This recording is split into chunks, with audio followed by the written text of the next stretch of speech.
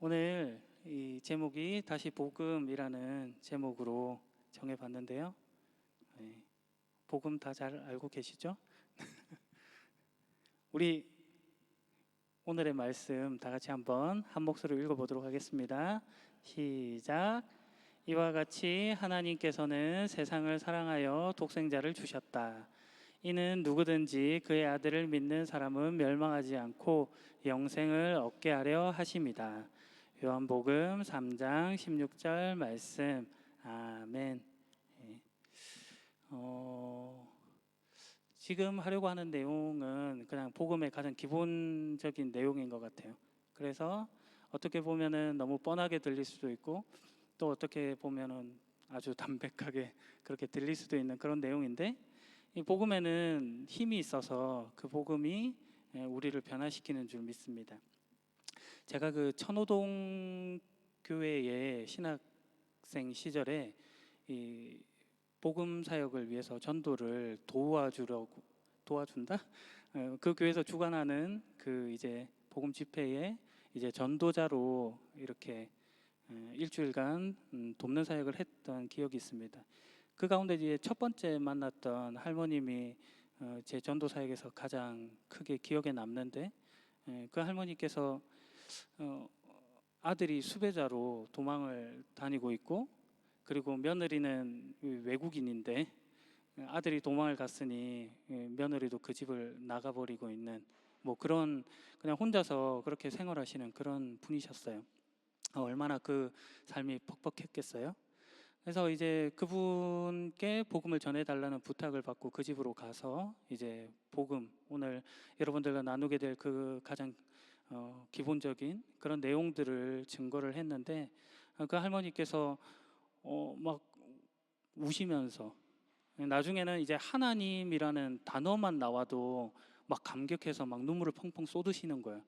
그러면서 너무 그냥 그 단어를 차마 말하기가 못할 정도로, 근데 그 하나님이라는 단어가 너무 좋다고 그러면서 이제 복음을 깊이 받아들이고, 그것이 또 저에게는 큰 도전이 되어서 이 복음 자체에 참 능력이 있고 힘이 있구나 하는 그런 생각을 해봤습니다.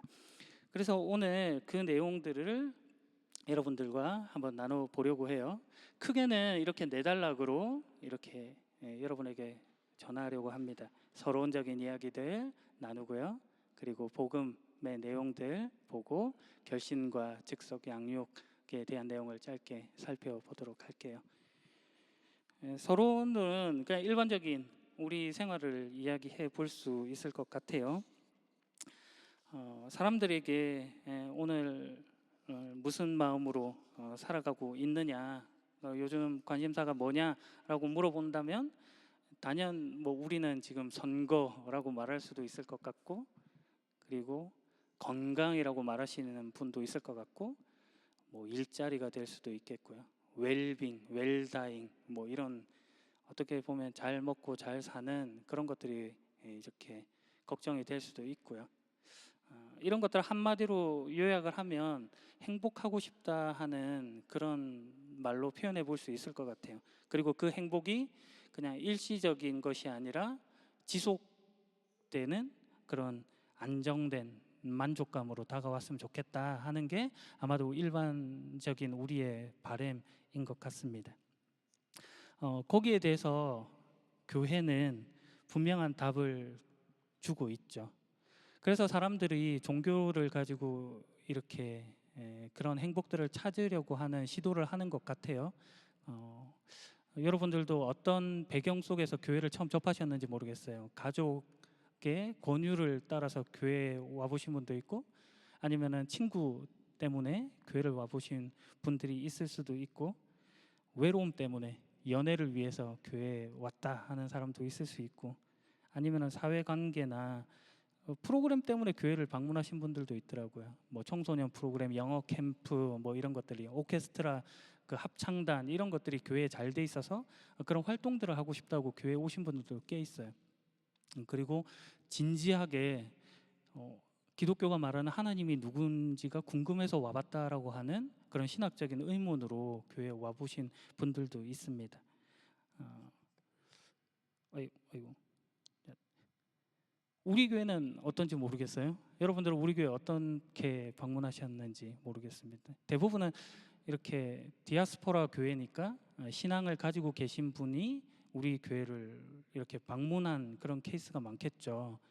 기존에 가지고 있던 신앙을 가지고 예배드릴 공간을 찾아서 아마도 방문을 하셨을 것입니다. 학교 때문에 왔다가 이렇게 새롭게 또 등록을 하게 되신 분들도 있을 것이고요. 아니면 직장이나 뭐 거주지가 가까워서 여기에 있는다, 그런 분들도 있을 것 같아요. 이 가운데서 우리가 어떤 마음으로 이 교회를 찾았는지는 모르겠지만, 교회 간증이라고 하는 것을 해본다고 하면, 교회는 그리스도를 믿는 사람들의 교제를 통해서 방금 말했던 그 행복이라고 하는, 어떻게 보면 교회적인 용어로는 영원한 생명인 것이죠. 영생이라고 하는 것을 실제적으로 알려주고 그것을 누리는 그런 삶을 살게 하는 것으로 교회가 있습니다. 개인적인 간증을 해보자면, 저 역시도 뭐 교회를 다니기는 다녔지만 사실은 그런 것들을 잘 몰랐죠. 어렸을 때 한두 번 친구 따라 교회 가다가 한 번 빠지니까 미안해서 또 못 가고 한참을 못 가고 있다가, 그러다가 또 어떤 계기를 하나님께서 만드셔서 교회를 오게 됐는데, 그러다가 이제 이런 복음 집회를 통해서 영원한 생명에 대해서도 듣게 되고 복음이 무엇인지에 대해서 듣게 되고 하면서 이런 교회 실제에 대해서 이렇게 알게 되었던 것 같아요. 지금 여러분에게 두 가지 질문을 해볼 텐데, 이 질문은 매우 도전적인 그런 질문입니다. 이 질문이 어떻게 보면은 조금 하나님에 대해서 오해하게 만들 수 있는 그런 측면이 있긴 하지만, 다르게 보면 이 질문을 통해서 하나님 믿는다는 게 뭔가라고 하는 것에 대해서 다시 생각해 볼 수 있기 때문에 이 두 가지 진단 질문을 한번 여러분에게 던져보려고 해요. 첫 번째, 만일 오늘 밤이라도 이 세상을 떠나신다면 천국에 들어갈 것을 확신하고 계십니까? 라고 하는 질문입니다. 여러분 어떠세요? 여러분 천국에 들어갈 것을 고개를 절레절레 저으시는 분도 계시고 한데, 성경에 보니까 이런 말씀이 있어요. 지금 요한일서 5장 13절 말씀인데, 나는 하나님의 아들을 믿는 여러분에게 이 편지를 씁니다. 내가 이렇게 편지를 쓰는 것은 이제 여러분에게 영원한 생명이 있음을 알리기 위해서입니다 라고 성경은 기록하고 있어요. 그러니까 성경을 쓴 이유가 영원한 생명에 대해서 알려주기 위하여 지금 쓰고 있다는 거죠. 그 내용을 지금 하려고 하는 것입니다. 어떤 사람들에게 이렇게 하면 확신의 이유가 있다라고 말하실 분도 있고 없다라고 말하실 분도 있을 텐데, 이 질문을 던지면 어떻게 말하실지 모르겠어요. 만약 오늘 밤에 이 세상을 떠나 천국 문 앞에 섰는데, 그때 하나님께서 내가 너를 나의 천국에 들어오게 해야 할 이유가 무엇이냐라고 물으시면 여러분은 어떻게 답하시겠어요? 너를 나의 천국에 들여보내줘야 될 이유가 뭐니? 라고 물어보면 무엇이라고 답하시겠습니까?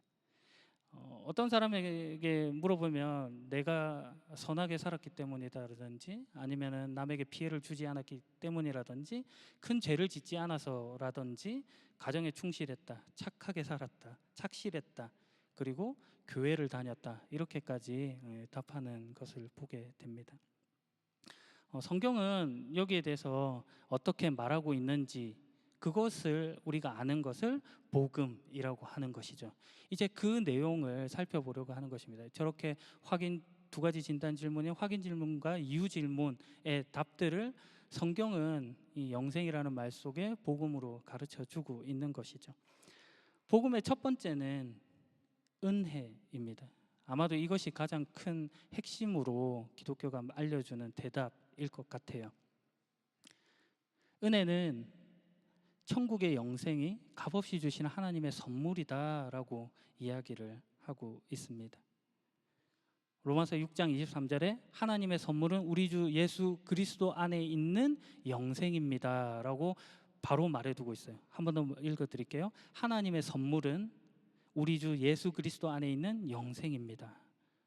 이 천국의 영생은 값없이 주시는 하나님의 선물인 것이죠. 햇빛, 공기, 물, 여러분이 지금 돈 내고 먹는 건 아니잖아요, 그죠? 물은 요즘에 이렇게 사서 먹게 된 그런 아쉬움이 있지만, 이렇게 공기나 햇빛 같은 경우는 나중에 또 돈을 누가 또 이렇게 받게 할 수도 있겠죠. 그러나 하나님께서 처음에 이 세상을 창조하셨을 때 값없이 그 모든 것들을 우리에게 선물로 주신 그런 모습처럼 하나님께서 우리에게 천국의 영원한 삶이라고 하는 것을 이렇게 선물로 주셨다라는 것입니다. 천국은 돈이나 공로나 자격으로 얻는 것이 아니에요. 공로, 이 단어가 어려울 것 같은데 뭐냐면은 내가 뭔가를 잘해서 뭐 이바지 한 바가 있어서 이렇게 받는 게 아니라는 것을 말하는 거예요. 에베소서 2장 8절에서 9절은 여러분 하나님의 은혜 안에서 믿음으로 구원을 받았습니다. 여러분 스스로는 자신을 구원할 수 없습니다. 구원은 하나님의 선물입니다. 또 나오네요. 또한 착한 행동으로 구원을 받는 것이 아니므로 아무도 자랑할 수 없습니다 라고 되어 있어요. 이 이야기는 드린 적이 있는데 어떤 친구가, 여러분의 가장 친한 친구가 와가지고 여러분에게 잘 이쁘게 포장된 그 선물을 줬는데 여러분이 만약에 지갑을 꺼내가지고 야 그거 얼마니? 하면서 돈을 준다면 그 친구가 얼마나 그 행동을 모욕적으로 느끼겠어요. 기분 좋게 느낄 수도 있어요. 어떻게 생각하면. 근데 만약에 그런 행동이 계속해서 반복된다고 한번 생각해 볼게요. 여러분의 부모님이 여러분한테 선물을 줬는데 여러분이 갑자기 돈을 꺼내가지고 엄마한테 줘. 엄마는 좋은데? 라고 생각할 수 있어요. 왜 기특한데? 그러다가 어느 순간인가 매번 선물을 계속해서 주고 있는데 그때마다 얘가 자꾸 지갑을 꺼내가지고 돈을 계속해서 준다. 얘가 자꾸 나한테 선 걷나? 약간 이런 느낌 있잖아요. 지금 뭐 하자는 거지? 나는 그냥 뭔가 좋은 생각이 들고 이것을 봤을 때 너가 받았으면 좋겠다는 마음으로 그냥 주는 건데 그때마다 꼬박꼬박 뭔가를 자꾸 내놓아야 되는 것처럼, 그렇게 하지 않으면 관계가 이루어지지 않을 것처럼 생각을 한다면 그것은 선물을 주는 사람에 대한 에티켓이 아닐 수 있는 것이죠. 마찬가지로 이 천국, 하나님께서 주시고자 하는 이 영원한 생명이라고 하는 것이 우리에게 값없이 주신 하나님의 선물이라고 하는 것이에요. 이것이 성경이 말하고 있는 바입니다. 그리고 이것은 성경이 인간에 대해서 말해주고 있는 바를 이해할 때 더 분명하게 다가와져요. 그래서 복음의 두 번째는 인간에 대한 이야기입니다. 인간은 죄인입니다. 성경이 하는 말이에요. 로마서 3장 23절에 모든 사람이 죄를 지어 하나님의 영광에 이를 수 없게 되었다라고 이야기를 하고 있어요. 모든 사람이에요. 예외 없이. 죄가 무엇이에요, 여러분? 죄는 뭐 그런 거죠. 뭐 살인, 강도, 도둑질, 뭐 그런 폭력 같이 그런 것들일 수 있겠죠. 그죠? 하라고 하는 것을 하지 않는 것, 이런 것 죄예요. 뭐 부모님을 공경해라, 이웃을 사랑해라, 이런 것들이 하라고 하는 것인데 하지 않는 것, 이런 거 죄죠. 하지 말라고 하는 것도 죄죠. 방금 말했던 그런 도둑질 하지 말라라든지 뭐 간음하지 말라라든지 그런 것들이요. 그런 것들 죄일 수 있죠. 이런 행동적인 죄뿐만 아니라 성경이 하는 말은 마음으로 짓는 죄도 죄라고 이야기하고 있어요. 미움, 다툼, 시기, 질투, 원망, 이런 것들도 다 죄에 속해요. 그리고 가장 큰 죄, 무엇보다도 큰 죄는 하나님을 하나님으로 믿지 못하는 것, 하나님이 보내신 독생자 예수 그리스도를 믿지 못하는 것을 가장 큰 죄다라고 성경은 기록하고 있어요. 성경에서 말하는 이런 기준으로 볼 때 여러분은 하루에 얼마나 죄를 짓는다고 생각하세요? 만나는 사람들에게 이렇게 인상을 쓰지 않는다든지 뭐 그런 쟤 왜 저렇게 말해 막 이런 등등들을 다 고려해 보면은 얼마나 쟤 짜증 나는데 막 이런 말들로 몇 번이나 하시는지 모르겠어요. 10번 할까요? 5번? 3번. 그러니까 하루에 3번만 이렇게 죄를 짓는다고 쳐볼게요. 그럼 1년 지나면 얼마죠? 1000번 이상이잖아요. 우리가 90평생을 산다고 치면 9만 번 정도의 죄를 짓는 것이 되겠죠. 9만 번이나 죄를 지은 사람이 법정 앞에 서서 저는 죄가 없습니다 라고 말하면 그것이 얼마나 우스운 모습일까 하는 생각을 해봅니다.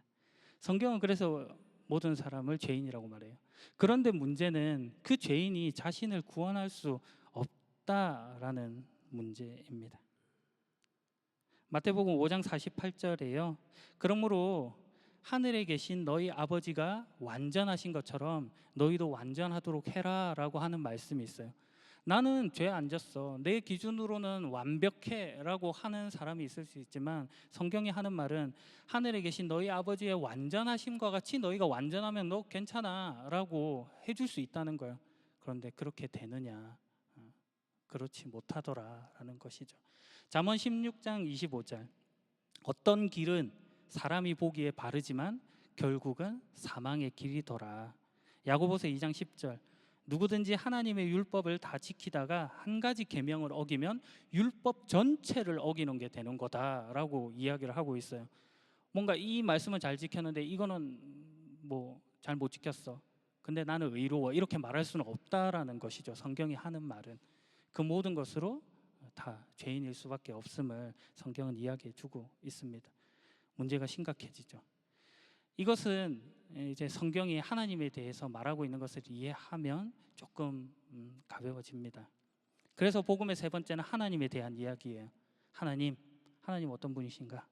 하나님은 자비로우셔서 우리를 벌하시는 것을 원하지 않으세요. 여러분 잘 알고 있는 말씀이죠. 요한일서 4장 8절, 하나님은 사랑이시다. 하나님은 사랑이시래요. 사랑 그 자체야.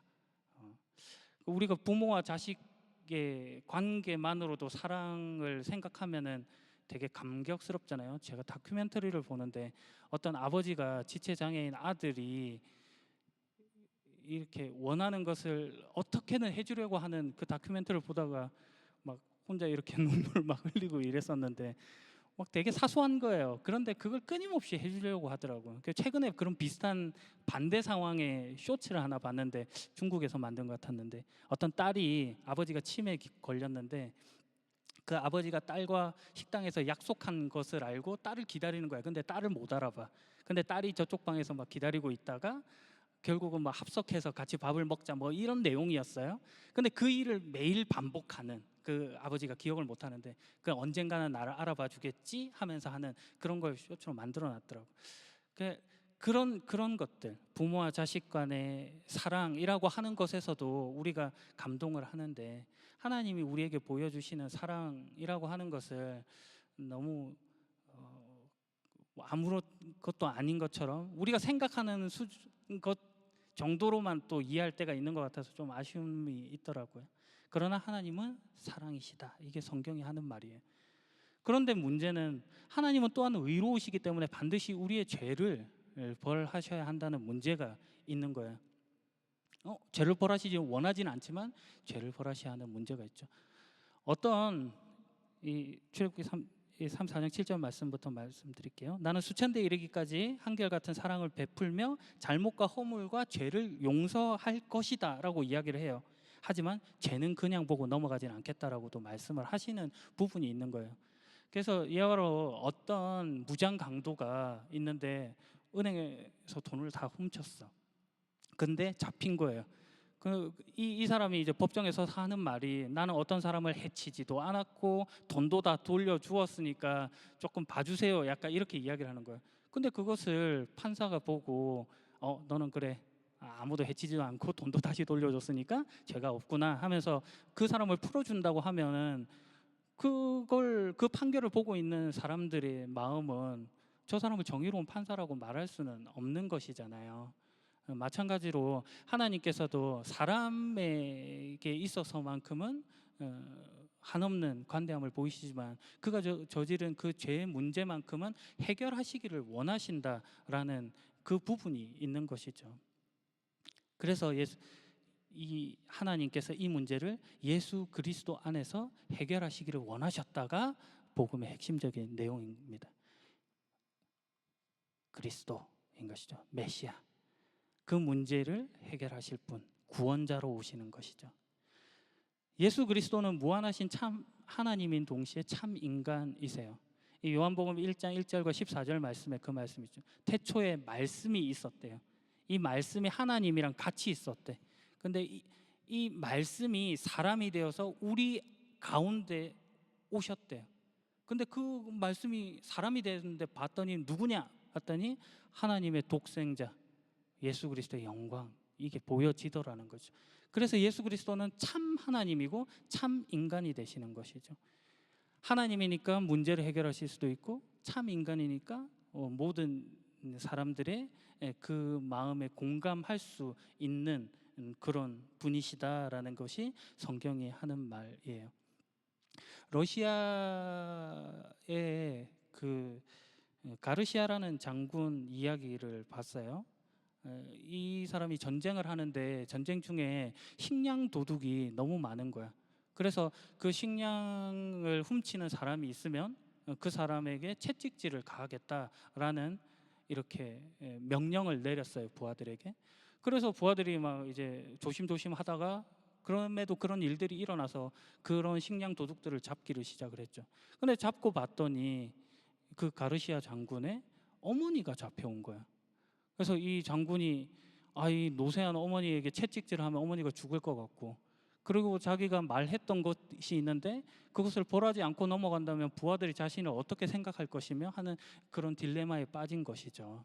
그래서 그 가르시아 장군이 선택한 방법은 그 채찍을 자신이 대신 맞겠다라는 것으로 자기가 했던 말을 지키고 또 이제 그 일이 잘못된 것들을 확인시키는 약간 그런 지혜를 발휘했다는 그런 예화를 본 적이 있어요. 마찬가지로 예수님께서도 우리의 이 죄의 문제를 해결하시기 위하여 완전한 삶을 사시고 죄값을 대신 지시고 우리에게 천국을 선물로 주기 위하여 십자가에 죽으시고 부활하셨다는 것이죠. 여기에 저의 삶의 내용들이 다 기록되어 있는 책이 있다고 볼게요. 제가 태어났을 때부터 죽을 때까지의 저의 모든 행동들이 낱낱이 기록된 책이 여기 있어요. 이 속에는 제가 저질렀던 수많은 죄들이 다 기록되어 있겠죠. 하나님이 성경에 기록된 바로는 심판날에 이것을 다 펼쳐보시고 그 행한 대로 보응하시겠다라는 그런 심판하시겠다라는 그런 말씀이 있기도 합니다. 하나님은 나를 사랑하시지만 내가 저질렀던 그 잘못된 죄에 대해서만큼은 단호함을 가지시죠. 이 문제를 해결하시기 위하여 하나님의 그 독생자 예수 그리스도를 하늘에서부터 이 땅 가운데로 내려 주신 것이죠. 이사야 말씀에 우리는 다 양 같아서 잘못된 길로 그릇 행하지만 하나님께서 예수 그리스도 그 어린 양이 잘못한 그 죄의 짐을 이렇게 짊어지시는 그런 내용이 나와요. 하나님이 미워하시는 죄가 그의 사랑하는 아들 예수 그리스도에게로 옮겨져 버린 것이죠. 이것이 지금 성경이 이야기하고 있는 복음의 핵심적인 내용입니다. 이제 내가 죄 가운데 있지 않다는 것을 선언해 주는 것이죠. 짠. 그래서 예수님께서 십자가에서 맨 마지막에 하신 말씀이 있어요. 테텔레스타이. 이 말 뜻 여러분 한국말로는 다 아시는데 다 이루었다 이런 뜻이에요. 원래 뜻은 빛이 완불되었다 그런 뜻이에요. 그 당시에 빛의 느낌에 대해서 이야기를 드린 적이 있잖아요.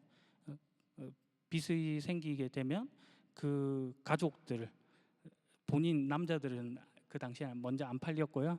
아이들 팔고 아내 팔고 얘가 가세는 다 기울었죠. 그리고 나서 자기가 나중에 노예가 되는 그런 이제 비참함으로 가게 되는데 그 빛이 주는 무게감인 것이죠. 그것이 완결되었다라는 표현을 통하여 인간이 가지고 있었던 그 죄의 문제가 다 해결되었다는 것을 성경에 기록해 두고 있는 것입니다. 이 이야기, 이 은혜의 선물을 성경은 믿음을 통해서 받는다라고 이야기하고 있어요. 그래서 복음은 믿음으로 이야기되고 있습니다. 믿음은 천국문을 여는 열쇠다라는 이야기를 합니다. 이 이야기도 드린 적이 있는데 여기 열쇠 꾸러미가 있죠. 요거는 이제 자동차 열쇠고요. 이것이 저희 집 현관문을 여는 열쇠고, 이것은 우체통 편지함 여는 거고, 이거는 창고 여는 열쇠고요. 이거는 자전거 여는 열쇠예요.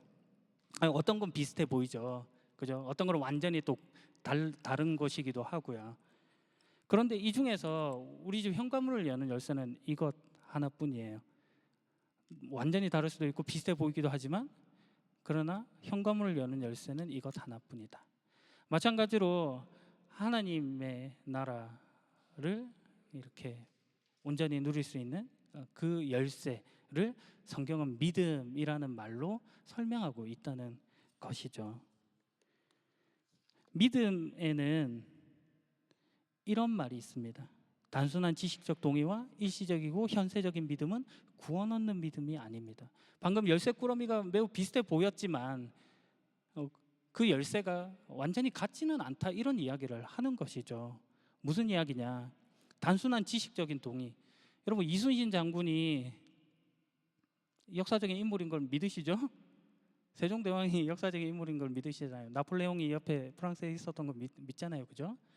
그렇게 믿지만 그것이 단순하게 지식적인 알무로 있는 것이, 그러나 지금 그 나폴레옹이 여러분한테 영향을 준다고 믿으시나요? 그렇지는 않잖아, 그죠? 마찬가지로 예수님을 저기에 대입해 보면 예수님이 과거의 역사적인 인물이었다는 것까지는 오케이. 그러나 지금 나한테는 아무것도 할 수 없어라고 한다면 그것은 단순한 지식적 동의에 불과하다, 이런 이야기를 하는 것이죠. 야고보서 2장 19절에는 잘한다, 네가 하나님 믿는 거 잘한다, 귀신들도 알고 떨고 있다, 이런 말씀이 있어요. 마태복음 8장 29절에는 무슨 내용이냐면, 가다라 지방에 귀신 들린 두 사람이 예수님한테 나타나서, 예수님 왜 저희 괴롭히려고 오셨어요? 아직 예수님 때가 안 되었는데 왜 그러세요? 약간 이렇게 반응하는 그런 장면이 있어요. 귀신들도 예수님을 보고 예수님인 줄 아는 거야. 하나님의 아들 예수 그리스도시여, 이렇게 표현하거든요. 그러니까 그 귀신들도 아는 그 예수님인데 그들이 올바른 모습으로 있었냐 하면은 전혀 다른 모습인 것이죠. 구원과는 이런 것도 구원 얻는 믿음이 될 수 없다라는 거예요. 또 어떤 것이 있냐면 일시적이고 현세적인 믿음도 구원 얻는 믿음이라고 말하잖아요. 이건 뭐냐면은, 이거는 어쩌면 교회 다니는 사람들에게 더 해당되는 말일 수도 있어요. 교회를 다니지만 나한테 생기는 어떤 그냥 재정적인 문제, 아니면 앞으로 장래의 문제, 이런 것들이 생길 때만 하나님을 찾는 거야. 그러고 나서 그 문제가 해결되고 나면 하나님은 이제 안중에도 없는 것이죠. 일시적이죠.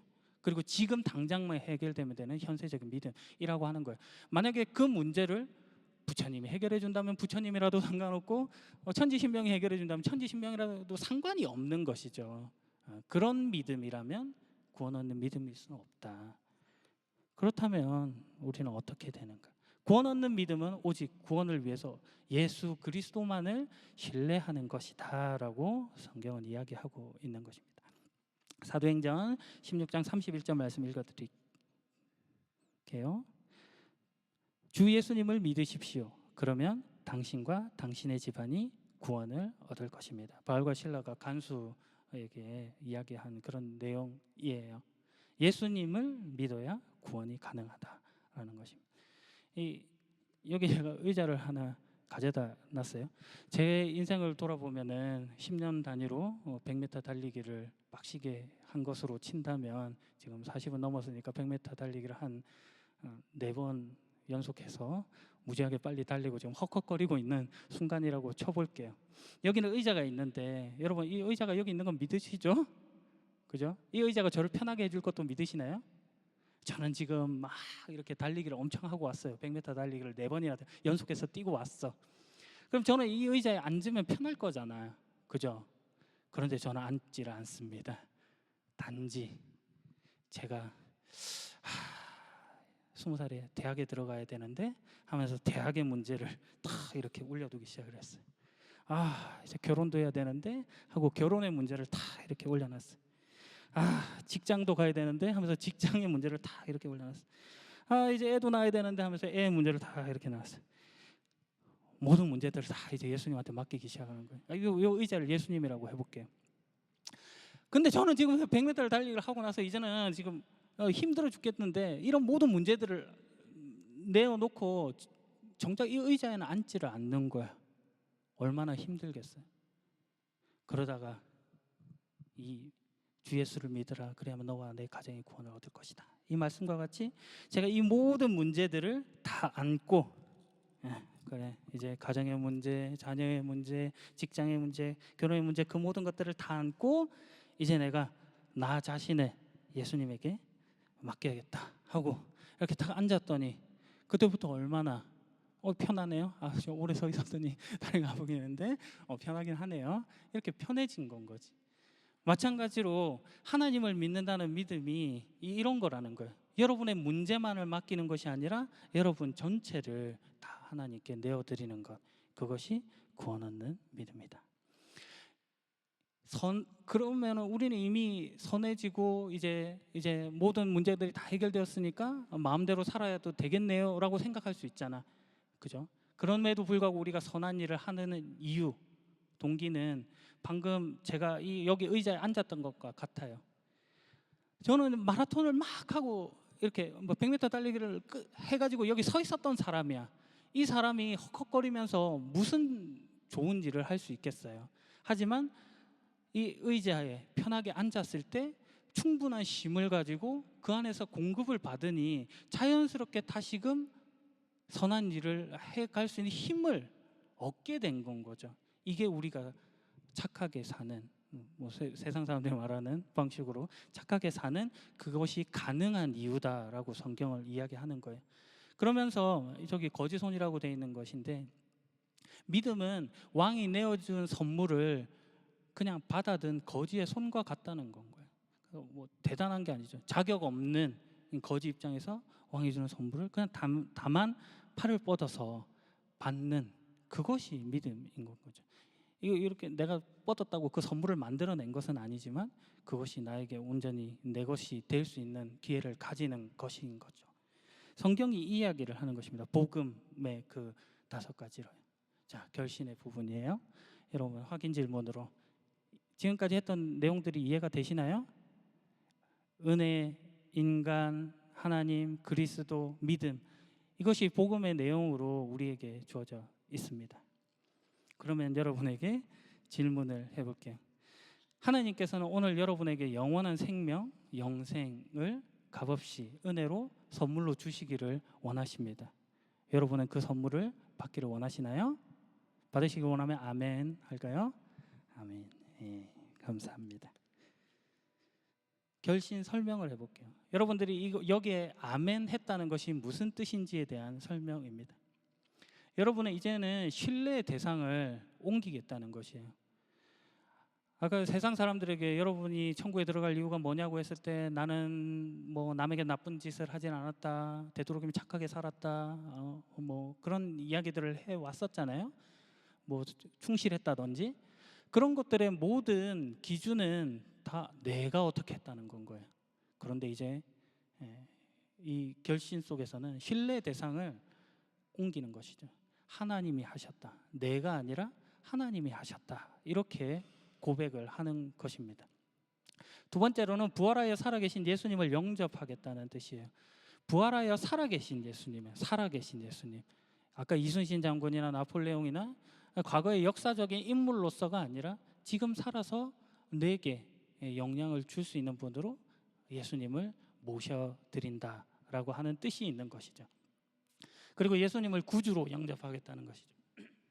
구주로 영접한다는 것은 예수님이 그렇게 나를 구원해 주시는 분으로 인정하고 모셔드리는 거죠. 영접한다는 건 모신다는 거예요. 손님이 오시면은 여러분들이 여러분의 방을 내어주잖아요. 소파에 를 이렇게 자리를 안내하고 내어주는 것과 같이, 그리고 맛있는 과일을 내어놓는다든지 여러분이 내어놓을 수 있는 좋은 것으로 손님을 영접하잖아요.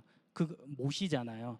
그렇게 예수님을 맞아들인다는 거예요. 여러분이 가지고 있는 여러분이 생각하기에 좋은 것들로 예수님께 내어드리면 되는 것이, 그것이 예수님을 구주로 영접한다라는 뜻 속에 있는 말입니다. 다른 것으로 예수님을 주님으로 영접하겠다. 주님이라는 건 주인님이죠. 주인이죠. 주인과 종의 관계로 예수님을 이해하겠다는 뜻도 있는 거예요. 그러니까 나는 종이니까 내 뜻을 고집하지 않죠.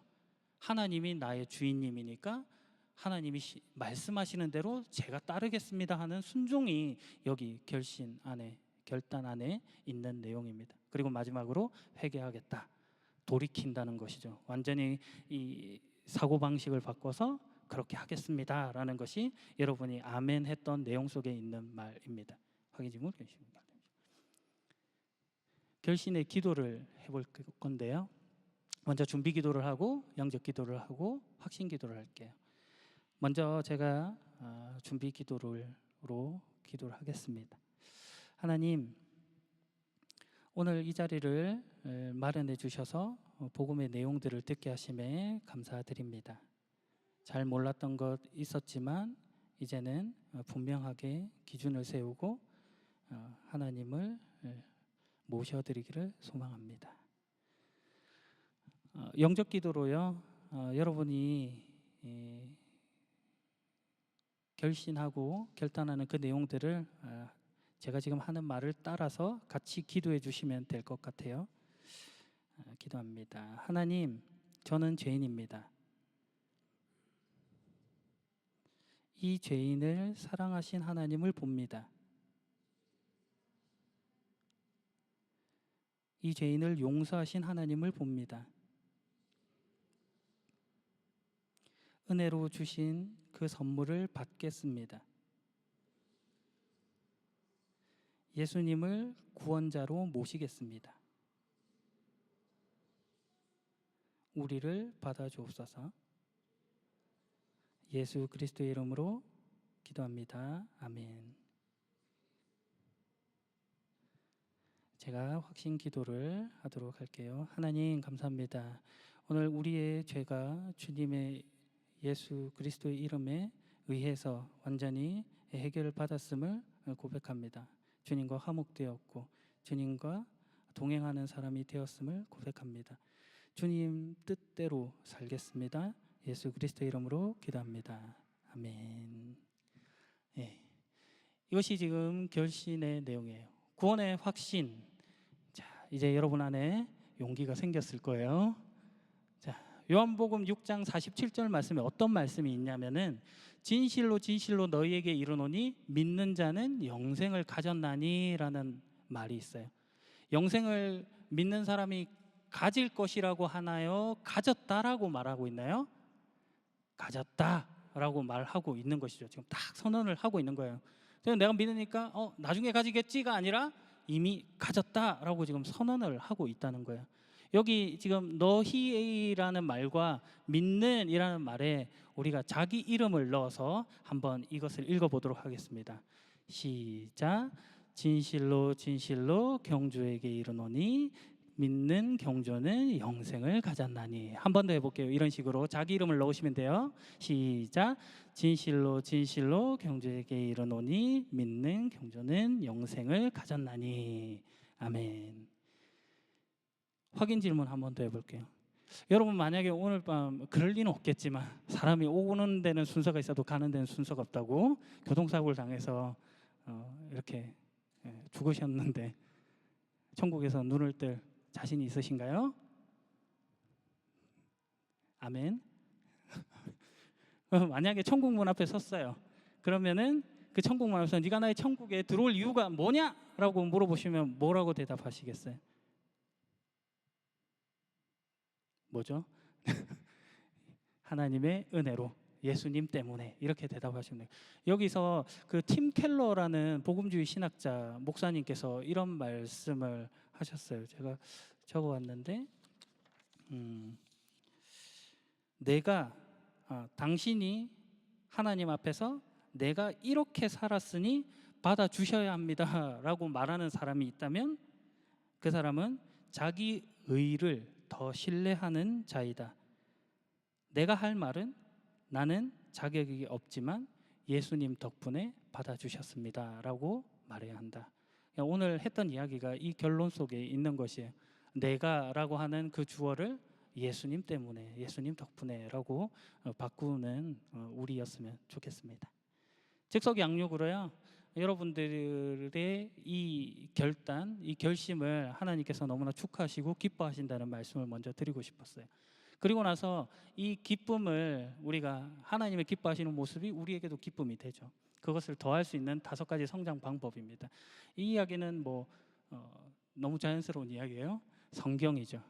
영혼의 양식이라고 하잖아요. 매일 우리가 육의 양식으로 밥을 먹으면서 영의 양식인 성경을 읽지 않는다는 것은 조금 웃긴 모습인 것이죠.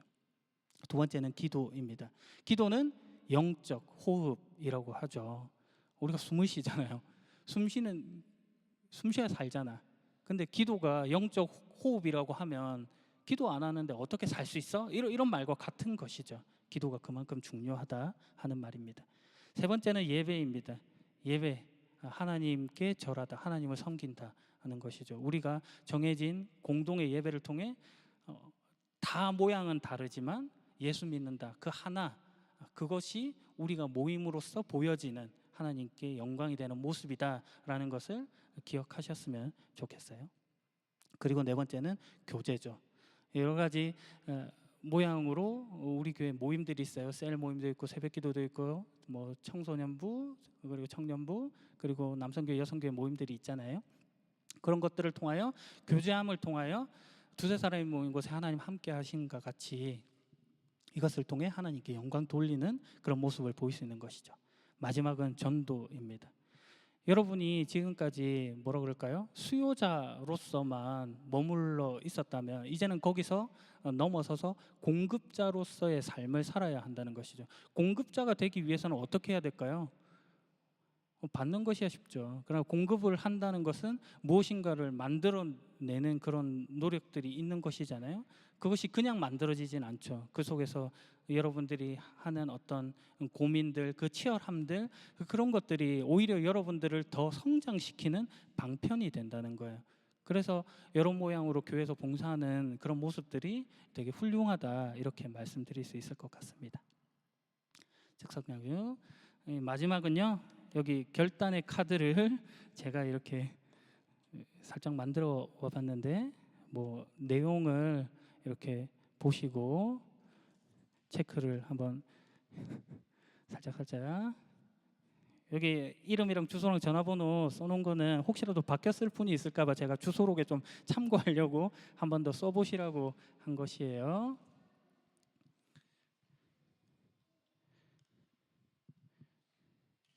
쭉 보시고 기도하시면서 어려운 거 아니에요. 어려운 거 아니고 이렇게 쭉 보시고 이렇게 하겠습니다 하는 결단으로 이렇게 작정해 보시고, 지금 걷지는 않을게요. 지금 걷지는 않고 여러분들 이렇게 내일 또 오시거나 하실 때 아니면은 저기 교회 오셨을 때 헌금함에다가 이렇게 싹 넣어주시면서 하나님께 저의 결심, 하나님을 위한 삶을 살겠습니다라는 그 결단으로 이것을 올려드려 보면 좋을 것 같아요. 우리가 2025년 한 해를 시작하면서 분명히 결심했던 그 순간들이 있었을 텐데 작심삼일과 같이 다 이렇게 놓쳐버렸던 것들을 다시금 이번 기회를 통해서 한 번 더 결단하고 도전해 봤으면 좋겠다는 말씀드립니다. 마무리 기도할게요. 하나님 감사합니다. 오늘 우리를 불러주신 것이 하나님의 은혜임을 고백합니다. 어떻게 이 자리에 있게 됐는지 알 수가 없습니다. 그럼에도 하나님께서 우리를 원하셨고 기다리셨고 바라셨다는 사실을 믿고 고백합니다. 주님 감사합니다. 예수 그리스도 이름으로 기도합니다. 아멘.